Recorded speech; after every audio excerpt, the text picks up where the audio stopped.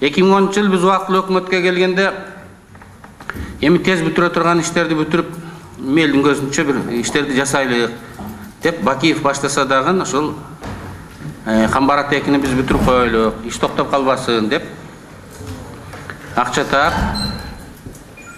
миллиардтаган сомдорду Камбар ата 2-ге курулуп жаткан кездерге котордук.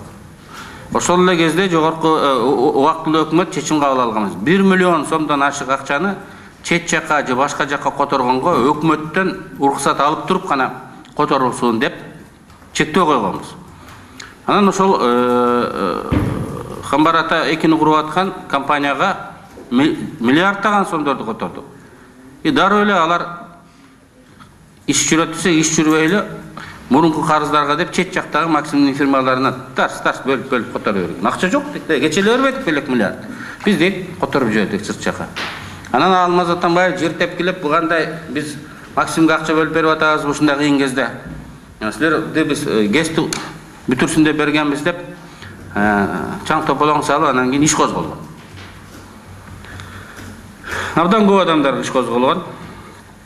Мен көп адамдар иш козголгон. Бирок 12-жылдын 12 октябрында об амнистии в связи с 20-летием независимости Кыргызской республики деп туруп баарын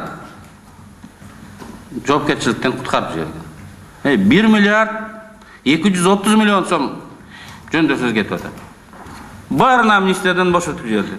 Бир гана Бечира Топчубаева деген бухгалтерин bir жылга кесип, анан 50 эсеп көрсөткүчү боюнча теге штраф салыптыр. 50 дегени бул 5000 сом деген сөз.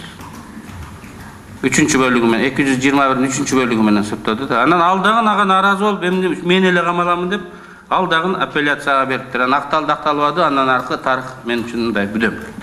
Акталып кеткен болуш керек. Кызыгы бул эмес.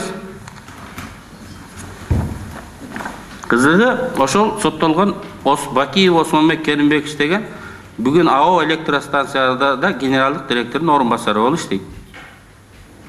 Ошол соттолгон Кайбалиев Аскарбек Канболотович деген АО электростанцияларда генералдык директор болуп иштейт.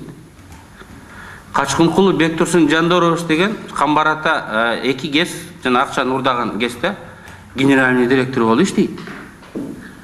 Осмон бул эмне кылган? Алар соттолгон эле го десем, булар акталып чыкты да, амнистия болду, жакшы кишилер. Булар дейт ишти билет дейт. Мынакей бүгүн ал Осмон жок, бирок ошол салтууланып атат да.